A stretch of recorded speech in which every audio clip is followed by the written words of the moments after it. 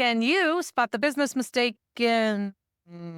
Oh, yeah, this isn't a visual business mistake today. This is an auditory business mistake. Today, I'm not actually showing you a picture. I'm going to show you a video instead. Check out this video, crank up your volume. I'm only going to play about 10 seconds of it, so don't worry, it'll go by fast. But make sure you turn it up and put your hand near the speaker. So that way, when I give you today's lesson, you'll understand where I'm going with this. Gaily they ring while people sing songs of good cheer. Christmas is Merry, Merry, Merry, Merry Christmas. Merry, Merry, Merry, Merry Christmas. Merry, Merry, Merry, Merry, Merry, Merry, Merry, Merry, Merry, Merry Christmas.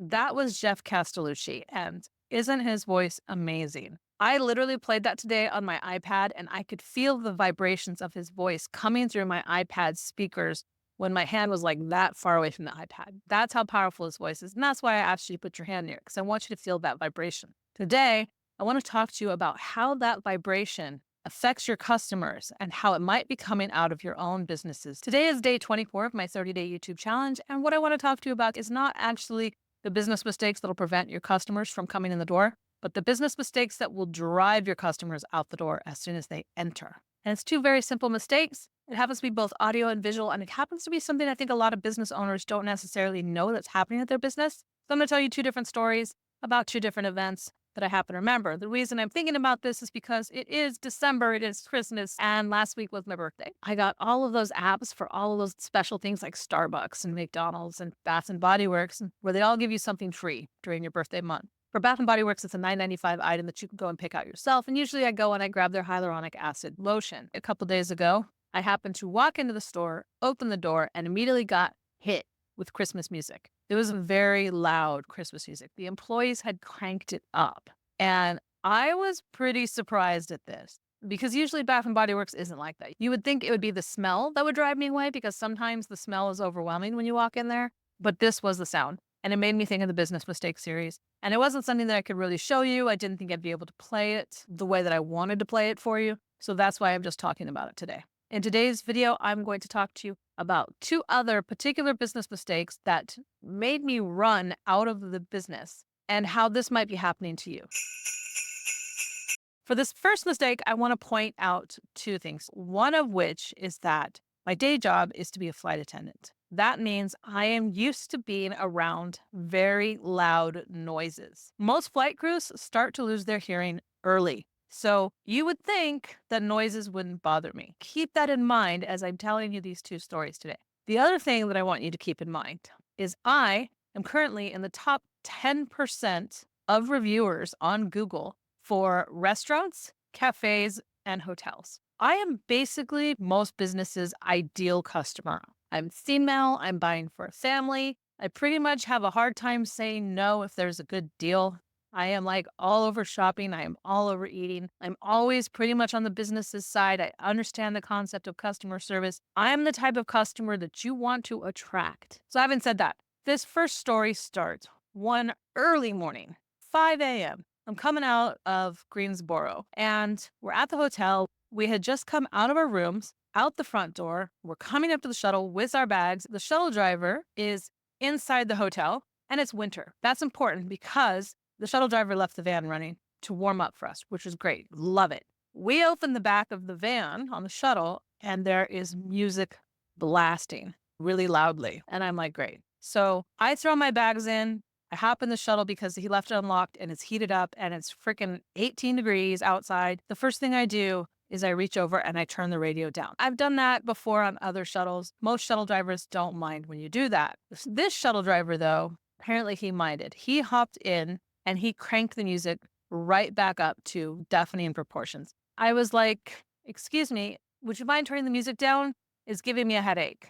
And he said, sucks to be you, and proceeded to not turn it down and drive like a maniac all the way to the airport. Now, you better believe the first thing that I did when I had a free moment was I gave that hotel a very nasty review about that shuttle driver. But in all fairness, I said that the hotel was good. In fact, I had given that hotel an excellent review before. And the avatar for my reviews is the same avatar that I use for YouTube, except that one is a 2D avatar because I've had it for over a decade. The hotel manager had figured out who I was from the previous good review. They had actually asked me the next time I came back after the first review that I left and said, "Were you the one that gave that really good review?" They mentioned what I had written and I kind of laughed and I was like, "You read that, did you?" They're like, "Yeah, it was really good. Thank you." And I was like, "Yeah." This time, this shuttle driver was so rude. We got to the airport. He even just chucked our bags onto the ground. He was pissed that I asked him to turn that music down, or he was pissed that I had turned it down to begin with. I don't even know. As far as I was concerned, he deserved that review. A couple months later, I got assigned there again. He was still there when we got in the shuttle early that morning with him a couple months later. That music was at a very, very low volume. And I was very relieved at that because when I saw him, I thought, oh crap. And then the next time I went to that hotel, he was gone. But the point is, a negative experience can easily occur if the volume is too high, whether it's in a shuttle or whether it's in a business. And you don't know if somebody like me is walking into your business, somebody who actually has some kind of influence. I apparently have had millions of people see my reviews. I don't remember exactly how much I have. I think I have something like 12 or 1300 reviews on Google. And they're constantly prompting me because I travel all over the country. They know that I'll do the review and they keep letting me know every couple months, hey, you're in the top 10%. So that's something to keep in mind when it comes to the volume at your business, whether you're in the shuttle, whether you're inside a restaurant, whether you're in a business or not, is that even though I may be partially deaf, that kind of gives you an idea that the music was probably way too loud if even I'm complaining about it. So you want to make sure that you let your employees know what level you expect them to keep the music at when you are not around. Mistake number 2.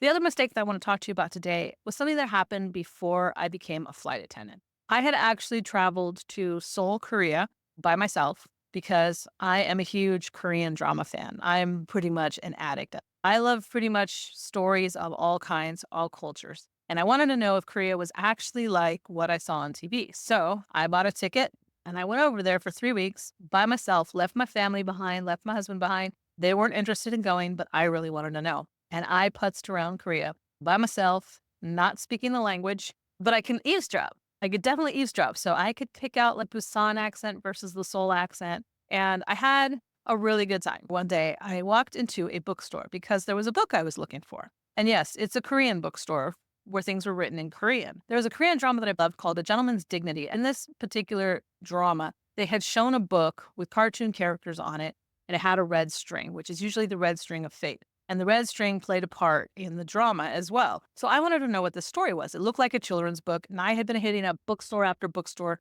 in Korea trying to find this book. I did not know what the name of the book was. And most of the time when I got to the bookstore, my phone wouldn't hook up to their Wi-Fi. So I couldn't show the people what the name of the book was. And I would try to be like, it was in A Gentleman's Dignity. And they're like, do you speak Korean? I was like, no. There was one particular bookstore I remember that almost traumatized me. It's one of those things that you definitely remember. I walked into the bookstore and it was in the middle of the city, packed bookstore, totally packed. And I walk in and most of the customers are off to the right over there. And there's a corner over here that's empty. I start looking around. I don't find the book in the kids section. And so I think, where's the English books, right? Since I'm here, I might as well see what books they have in English. So I basically mimicked or mimed to the bookstore person English books, and they pointed me to the empty corner. So I'm heading over there and I'm thinking, I wonder why this corner is empty. There's so many people in this bookstore. Why is nobody looking over here? Because it looks like there's more than just language books over here. As soon as I came around the corner in the bookstore, I felt it. It wasn't even so much that I heard it, I felt it. There was a fan in that corner that was turning and it was going flomp, flomp, flomp. And it felt like it was doing it on my eardrums. And I was like, oh, holy crap, what the heck? I tried to hang out and find a book, but after about 30 seconds to a minute, I just couldn't do it. I left that corner. I left that bookstore. There was nothing for me in that bookstore. I wouldn't have mind hanging out, but that sensation was awful. One of the things that you should also know about me is autism and Asperger's runs in my family. My brother is autistic. I have a cousin with Asperger's. I know they say Asperger's is not a real thing anymore, which I think is stupid because all of the symptoms that they describe in Asperger's very much exist and a lot of people who are somewhat on the spectrum. I did wonder many times since one of my cousins got diagnosed with Asperger's if I have some touch of it, just because I have a higher sensitivity to certain things, I think, than some people do. Another really interesting thing is that I met somebody once who had green eyes. Like in my family, we have green eyes. I don't know if you could see that. This guy told me, "Did you know that people with green eyes have a sensitivity to light?" I was like, "Really?" He's like, "Yeah. And also, green eyes are not common." And I said, "Yeah, they are. Green eyes are common." At least I thought they had been. I mean, I looked in the mirror every day and saw them every day. My mom has them. My brother has them. My youngest son has them. It runs in our family. So it never occurred to me that it was actually a rare eye color. And this guy in line tells me, "Hey, yeah, people with green eyes are very sensitive to light. When we go out in the sun, we get headaches." Very, very true. But I have also found as a flight attendant that not all skies are the same. When I'm in California, I must wear sunglasses or I get a headache instantly. But when I'm in Chicago, I don't have to. And I think a part of that is that the sky in Southern California is more of a gray blue or a white blue than the sky in Chicago, which is more of a baby blue. And when I lived in Ireland for a year back in college, the blue of that sky was just gorgeous. I never had to wear sunglasses in Ireland, and it was kind of a deeper baby blue. There are certain states that I go to, I absolutely 100% have to wear sunglasses, so I take them with me all the time. My brother, who is autistic and has green eyes, he cannot speak, but he makes it very clear when he goes out of the house. He knows he needs sunglasses and he will go grab them. You should keep that in mind when you're working on your business. There are people like me who are more sensitive to sound and more sensitive to light. I cannot drive in a car with only one window cracked open. I have to have two windows cracked open in that car because if only one is cracked open, it feels like somebody is beating on my eardrum. It feels like that bass sound just in my eardrums. And again, remember, I'm a flight attendant. I'm on planes all the time. Loud decibels of a plane engine are nowhere near the same as what people do with radios. All of this that I'm telling you is just a fancy way of saying that when you look at your business, when you assess your business, you should really consider the volume of your business. You should put a marker on your radio that tells your employees this is the absolute loudest that you can play your music. Because a lot of times when you're not there, your employees are going to play their music. Like I said, in the case of the Bath and Body Works, those employees had cranked up the Christmas music and I could not stay in there for more than 10 minutes. I had to leave. And I ended up not getting anything at all because it just hurt my ears. You should also keep in mind that if there's something like a fan in your business that creates kind of a strange sound, you might want to replace it, especially whether it's in the bathroom or whether it's just your air conditioner for your business. Because those kind of things can actually be really difficult for people with sensitivities to sound. You should also consider as well the brightness of your business because lights that are too bright can affect a certain number of people, like that guy said. And yes, you know what? He was right.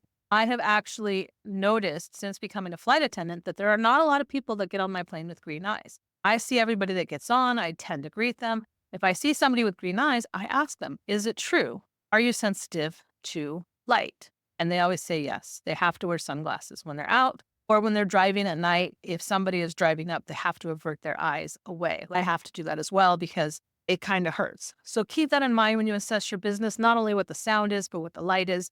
And that can make a huge difference in opening the doors to more customers for you. The question of the day is simple. Have you ever actually been to a business that you feel did not have it right when it came into the sound issue or the lighting issue? If you did, put your answer in the comments below. I would love to know more about the experiences that you've had, where you're at. What were your good experiences? What were your bad experiences? Because not only does it help me make better videos to help more people, but the other people that watch these videos, that look at the comments, it's going to help them too. So make sure you put your answer in the comments below. If you like the video, please hit like and share it with anybody who you think could use this advice. Finally, if you want more tips on how to redesign your business to thrive instead of just survive, make sure you hit that subscribe button, that notification bell. Tomorrow, I'm going to be doing another business mistake series, so make sure you come back for that because I've still got a couple more to do this week. Thank you guys for watching and see you tomorrow.